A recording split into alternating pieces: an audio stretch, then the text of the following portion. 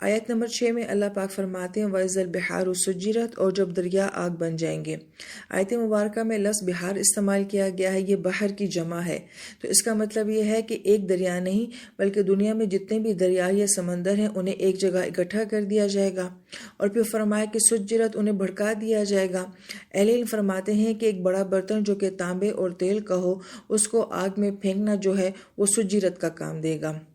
کیونکہ لفظ سجرت اور اسی سے ملتا جلتا لفظ فجرت جو آنے والی صورت مبارکہ میں آ رہا ہے، دونوں کا مطلب ہوتا ہے تنور کے اندر آگ بھڑکا دینا۔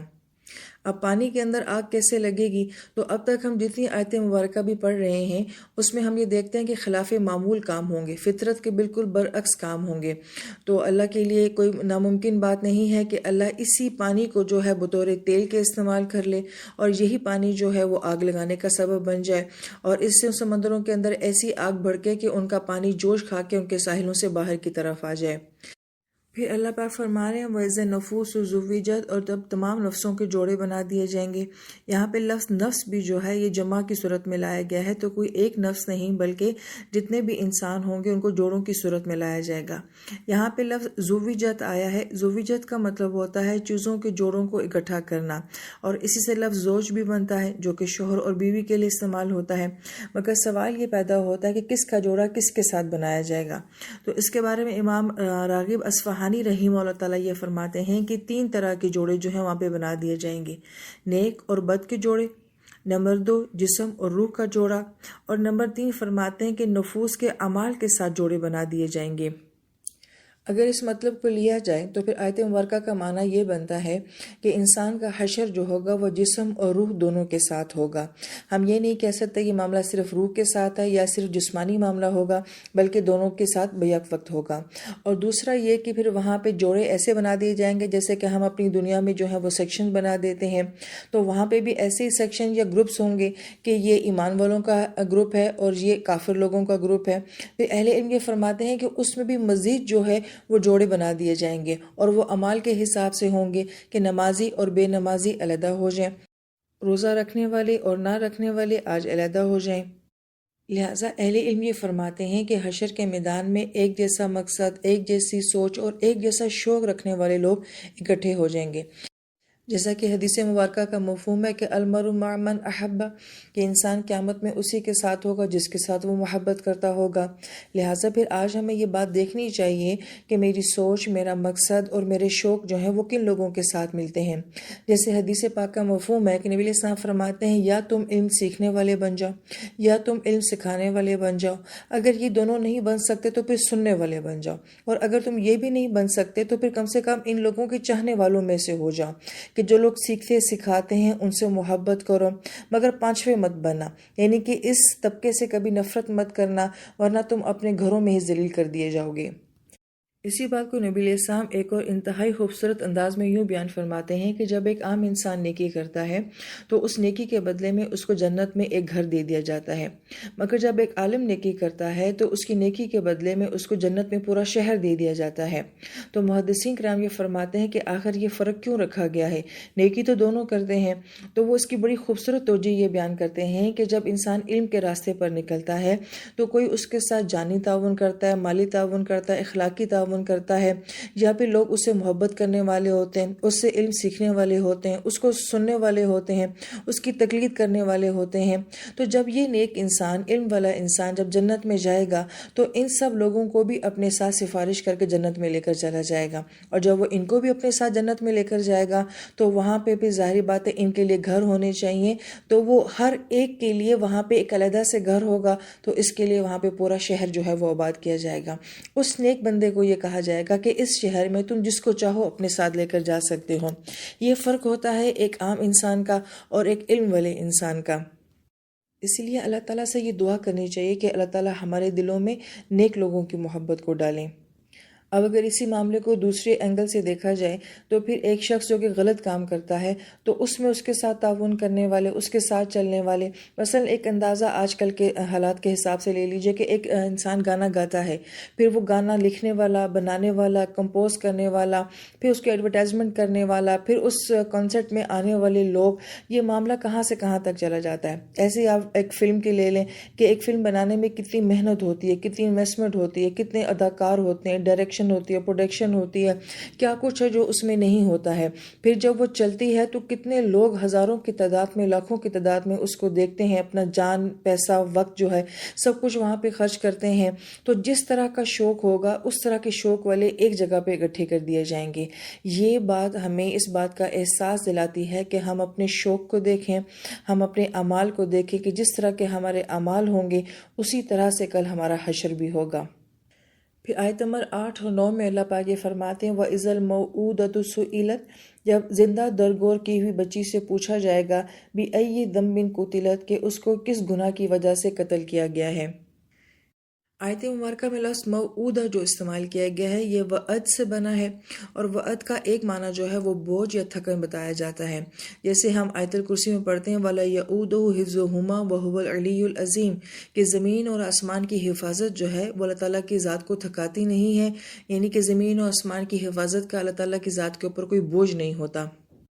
پھر وعد کا جو دوسرا معنی بیان کیا گیا ہے وہ بہت اونچی چیخنے کی آواز کو بھی وعد کہا جاتا ہے، ایسی چیخیں جو کہ آپ کے دماغ میں جا کے لگتی ہیں۔ جیسا کہ بعض عرب کے لوگوں کا یہ دستور تھا کہ بچی اچھی خاصی بڑی ہو جاتی تھی، اس کو شعور ہوتا تھا کہ اس کے ساتھ یہ سب کچھ کیا ہو رہا ہے، تو اس وقت وہ زندہ بچے کو جب قبر کے اندر ڈالتے تھے تو وہ چیختی تھی، چلاتی تھی کہ یہ میرے ساتھ کیا ہو رہا ہے۔ تو گویا کہ وعد کے اندر اس بچی کے چیخنے کا بھی جو ہے وہ معنی پایا جاتا ہے۔ اب زندہ بچوں کو جو دفنانے کا عمل ہے، پہلی بات تو مفسرین کرام فرماتے ہیں کہ سارا عرب ایسے نہیں کرتا تھا۔ اگر سارا عرب بھی ایسا کرتا ہوتا تو پھر ان کی نسل کہاں سے چلتی تھی؟ کچھ قبائل ایسا تھے جو ایسا کرتے تھے، اور وہ کیوں کرتے تھے؟ ایک وجہ تو یہ کہ شاید وہ فقر کی وجہ سے ایسا کرتے تھے، اور دوسرا یہ کہ وہ غیرت کے تصور سے کہ ہمارا کوئی داماد ہوگا جو ہمارے گھر میں آئے گا تو گویا کہ ہم اس کے آگے جھکیں گے، تو اس تصور کی وجہ سے وہ اس کو ذلت سمجھتے تھے۔ اور اس رویے میں اتنی شدت ہوتی تھی کہ جو عورت بیٹی پیدا کر دیتی تھی تو پھر وہ شوہر اپنی بیوی کے پاس نہیں جاتا تھا کہ اس نے ایک بیٹی کو جنم کیوں دے دیا ہے، اور ماں اور بیٹی کو بے حال چھوڑ دیا جاتا تھا۔ تو اہل علم یہ فرماتے ہیں کہ بے حال چھوڑ دینا تو کسی حد تک قابل قبول ہے، مگر کچھ لوگ جو ہے وہ اس عمل میں اتنا آگے چلے جاتے تھے کہ بچیوں کو باقاعدہ لے جا کے زندہ دفن بھی کر دیا کرتے تھے۔ اہل علم یہ فرماتے ہیں کہ آیت مبارکہ کا مزاج یہ ہے کہ اس زندہ دفن کی ہوئی بچی سے پوچھا جائے گا، یعنی کہ اللہ پاک اس عمل سے اتنے بیزار ہیں اور اس کے کرنے والے سے اتنے ناراض ہیں کہ ڈائریکٹلی اس سے پوچھیں گے بھی نہیں کہ تم نے ایسا کیوں کیا تھا، بلکہ بچی سے اس کے جرم کے بارے میں پوچھا جائے گا۔ پھر اہل علم یہاں پہ ایک اور بہت ہی اہم اور خوبصورت نقطہ یہ بھی بیان فرماتے ہیں کہ جس بات کے اوپر اللہ پاک کا غصہ اتنا بھڑک رہا ہے کہ زندہ درگور کی ہوئی بچی سے ڈائریکٹ اللہ پاک خود پوچھیں گے کہ تمہارا جرم کیا تھا۔ یہ بچی کسی مسلمان گھرانے میں نہیں پیدا ہوئی ہے، کسی نبی کی یا کسی صحابی کی اولاد نہیں تھی، بلکہ یہ کافر گھرانے میں پیدا ہونے والی بچی ہے۔ پھر اسی آیت مبارکہ سے ان لوگوں کے اعتراض کا جواب بھی آ جاتا ہے جو یہ کہتے ہیں کہ قرآن میں صرف مسلمانوں کے حقوق بیان کیے گئے ہیں، تو قرآنی آیات جو ہیں یہ ایک کافر کے گھر میں پیدا ہونے والی بچی کے بارے میں اتری ہیں۔ اور پھر ساتھ ساتھ ہم مسلمانوں کی سوچ میں بھی ایک اصلاح یہ ہوتی ہے کہ ہم صرف مسلمان کے ساتھ نیکی کرنے کوئی اچھا سمجھتے ہیں، کسی غیر مسلم کے ساتھ صدقہ کرنا یا اخلاق دکھانا ہم یہ سمجھتے ہیں کہ ہمارے پہ اتنا لازم نہیں ہے۔ تو قرآن کی یہ آیت مبارکہ یہ کہہ رہی ہے کہ نیکی جو ہے وہ غیر مسلم کے ساتھ بھی نیکی ہی شمار کی جاتی ہے۔ پھر یہاں پہ ہم تھوڑی دیر کے لیے رکتے ہیں اور اس آیت مبارکہ کو اپنے اوپر رکھ کر دیکھتے ہیں، کیا یہ رویہ صرف عرب کے لوگوں کا ہی مزاج تھا؟ کیا ہم ایسے نہیں ہیں؟ تو بڑے افسوس کے ساتھ کہنا پڑتا ہے کہ اس کا جواب نفی میں آتا ہے۔ چہرے بدل گئے ہیں، قومیں بدل گئی ہیں، مگر رویے آج بھی ویسے ہی زندہ ہیں۔ بچی کی پیدائش کو آج بھی برا سمجھا جاتا ہے، چہرے آج بھی سیاہ پڑ جاتے ہیں، بیٹی کی شادی کو آج بھی بہت بڑا بوجھ سمجھا جاتا ہے۔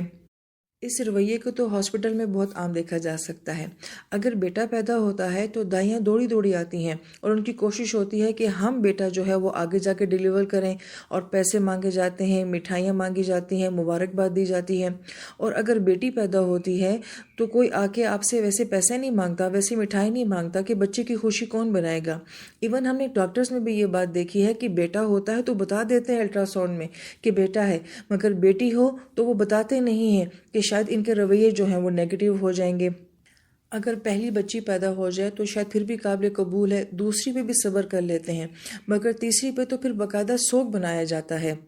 جبکہ نبی علیہ السلام کیا فرماتے ہیں کہ جس کی 3 بیٹیاں ہوں اور اس نے اس کی اچھی تربیت کی ہو اور اس کو اچھے انداز سے اپنے گھر سے رخصت کیا ہو تو اس کے اوپر جنت واجب ہو جاتی ہے۔ جس گھر میں 3 بہنیں ہوتی ہیں اور ان کے ساتھ اچھے رویے رکھے جاتے ہیں تو ان گھر والوں پہ، بلکہ بھائیوں کے بارے میں کہا گیا کہ ان کے اوپر بھی جنت واجب ہو جاتی ہے۔ پھر یہاں پہ ہم مردوں کے رویوں کو ڈسکس نہیں کرتے، بلکہ عورت کا خود عورت کے بارے میں یہی رویہ ہے کہ بیٹیوں کی ماں جو ہے وہ مجبور سمجھی جاتی ہے اور بیٹے کی ماں جو ہے وہ بہت فخر کر رہی ہوتی ہے۔ حالانکہ کسی کا بیٹا ہو جانا اس میں اس کا تو کوئی کمال نہیں ہے، یہ تو اللہ پاک نے دیا ہے، مگر اس کی بات میں ایک تکبر ہوتا ہے، فخر ہوتا ہے کہ میں بیٹے کی ماں ہوں۔ ایون دادیاں جو ہوتی ہیں وہ پوتوں کے اوپر مان کرتی ہیں، خود عورت ذات ہونے کے باوجود بھی پوتوں کا شوق جو ہے وہ بہت زیادہ ہوتا ہے۔ قطعاً اس بات کا یہ مطلب نہیں ہے کہ بیٹے برے ہوتے ہیں یا ان کی تمنا یا خواہش کرنا بری بات ہے، یہ نہیں ہے، مگر بیٹی کے ہونے پہ جو رویے ہوتے ہیں یہ قابل مذمت ہے۔ پھر بعض اہل علم یہ کہتے ہیں کہ موعودہ کا عمل آج بھی زندہ ہے، اگرچہ ظاہری حیثیت سے نہیں ہے تو کم سے کم معنوی حیثیت سے ہے۔ مثلا بچے اور بچوں کی تعلیم میں فرق کرنا، ان کے اوپر خرچ کرنے کے معاملات میں فرق کرنا، وراثت میں فرق کرنا، ان کی خلاف مرضی ان کی شادی کہیں اور کر دینا۔ لہٰذا ایسے لگتا ہے کہ ظاہری طور پہ تو بچیاں زندہ ہوتی ہیں، مگر ہم ان کے جذبات، ان کے حق کہیں دفن کر دیتے ہیں۔ تو وہ عرب کا جاہل شاید اس کی جان کا قاتل تھا، مگر ہم لوگ ایمان والے ہونے کے باوجود بھی اپنی بچیوں کے جذبات کے قاتل بن جاتے ہیں۔ پھر آیت مبارکہ یہ کہہ رہی ہے کہ بِأَيِّ ذَنبٍ قُتِلَ، کہ کس گناہ کی وجہ سے اسے قتل کیا۔ یہاں پہ لفظ ذنب آیا ہے، ذنب کہتے ہیں ایسے گناہ کو جس کے اوپر انسان کو ندامت ہو یا پچھتاوا ہو۔ لفظی طور پہ ذنب کہا جاتا ہے جانور کی دم کو، کہ ایسا گناہ جو آپ کا پیچھا نہیں چھوڑتا، کیونکہ دم جانور کے ساتھ لگی ہوئی ہوتی ہے، اور دوسرا معنی یہی کہ اسے پچھتاوا ہوتا ہے۔ تو یہ وہ گناہ ہے جس پہ کل انسان بہت پچھتائے گا کہ میں نے کیا کیا۔ ایک معصوم انسان کا قتل جو ہے اس کو نبی علیہ السلام نے پوری انسانیت کا قتل کہا ہے۔ جیسے حضرت عثمان غنی تعالیٰ عنہ کی شہادت پر حضرت حسن تعالیٰ عنہ نے یہ خواب دیکھا تھا کہ اللہ پاک کی عدالت قائم ہے اور فرشتے اللہ پاک کا عرش پکڑے ہوئے ہیں، وہاں پہ نبی علیہ السلام بھی موجود ہیں اور ابو بکر صدیق اور حضرت عمر رضی اللہ عنہما بھی وہاں پہ موجود ہیں۔ اتنے میں حضرت عثمان غنی تعالیٰ عنہ تشریف لے کر آتے ہیں، اپنا سر اپنے ہاتھ میں لیے ہوئے آتے ہیں اور وہ اللہ پاک سے فرماتے ہیں کہ اللہ پاک کہ میرا جرم کیا تھا، مجھے کس جرم میں قتل کیا گیا۔ جب وہ یہ فرماتے ہیں تو اللہ پاک کا عرش کانپتا ہے اور اللہ کے عرش سے 2 خون کے پرنالے جو ہیں وہ جاری ہوتے ہیں۔ جب یہ خواب حضرت عنہ بیان فرما رہے تھے، لوگوں نے حضرت علی عنہ سے فرمایا کہ دیکھیں حضرت حسن کیا خواب دیکھ رہے ہیں، تو انہوں نے فرمایا کہ جو وہ سچ ہے وہی بیان کر رہا ہے، جو اس نے دیکھا ہے وہی سنا رہا ہے۔ اور پھر اس خواب کی تعبیر کو یہ بیان کیا گیا تھا کہ اس کے بعد 2 جنگیں ہوئی تھیں۔ ایک جنگ جمل ہوئی تھی جس میں 10,000 مسلمان مارے گئے تھے آپس میں لڑتے ہوئے، اور اس کے بعد جنگ صفین ہوئی تھی جس میں 74,000 مسلمان جو ہیں ایک دوسرے کے ہاتھوں قتل ہوئے تھے۔ ایک مظلوم کی شہادت کے اوپر جو ہے پھر اتنا خون بہا تھا۔ یہی بات حضرت عثمان غنی تعالیٰ عنہ نے اپنی شہادت سے تھوڑا وقت پہلے کہی تھی کہ دیکھو مجھے مت قتل کرو کہ میں بے قصور ہوں، اگر تم نے میرا آج ناحق قتل کر دیا تو تلواریں نیام سے باہر نکل آئیں گی اور پھر قیامت تک یہ تلواریں واپس نیام میں نہیں جائیں گی۔ اور پھر ایسا ہی ہوا۔ ان کی شہادت کے بعد جو امت میں تفرقہ پڑا ہے اور جو خون بہا ہے وہ آج تک بہہ رہا ہے۔ ایک مظلوم انسان جب دنیا سے جاتا ہے اور پھر وہ ان جیسا بابرکت ہو، ایسی پیاری ہستی ہو، تو پھر یہ تلواریں کبھی دوبارہ نیام میں نہیں جاتی ہیں۔ یہ تو چلے بہت عظیم ہستی تھی، حضرت عمر تعالیٰ عنہ کے دور میں جو ہے وبا پھیلی، جیسے کہ آج ہمارے معاشرے میں کرونا کی وبا پھیلی ہوئی ہے، تو مچھروں نے مدینہ شریف کے اوپر حملہ کر دیا تھا۔ تو جب یہ سارا معاملہ ہوا تو شورا کی مجلس جب آپس میں بیٹھی تو وہ آپس میں یہ سوال جواب ایک دوسرے کے ساتھ کر رہے تھے کہ دیکھو کون سا ایسا گناہ ہو رہا ہے جس کی وجہ سے مدینے میں یہ وبا آئی ہے۔ تو اس وقت چونکہ اسلام بہت تیزی کے ساتھ پھیل رہا تھا، دور دراز کے علاقوں میں پھیل رہا تھا، تو آپ تک یہ خبر پہنچتی ہے کہ ہمارے سرحدی علاقوں میں ایک جگہ کوئی غیر مسلم بچہ ایسا ہے جو کہ ناحق مارا گیا ہے۔ حضرت تعالیٰ عنہ نے جب یہ بات سنی تو آپ غمزدہ ہوئے اور آپ نے فرمایا کہ ہاں یہی وہ جرم ہے، یہی وہ ناحق قتل ہے کہ جس کی وجہ سے ہم مسلمانوں کے اوپر یہ وبا آ رہی ہے۔ ایک غیر مسلم بچے کا قتل ناحق طریقے سے ہونا، پھر دیت دی گئی، معافی تلافی کی گئی، تو پھر وہ مدینہ شریف سے وبا جو ہے وہ دور ہوئی۔ تو مظلوم تو غیر مسلم بھی ہو تو اللہ تعالیٰ اس کا بھی ناحق خون برداشت نہیں کرتے، چاہے جائے کہ کسی ایمان والے کا خون بہنا، تو پھر دیکھیں کہ آج کتنا خون بہہ رہا ہے اور کس قدر مسلمان کا خون بہہ رہا ہے۔ تو یہ وبائیں اور یہ بیماریاں ایسے ہی تو نہیں آ جاتی۔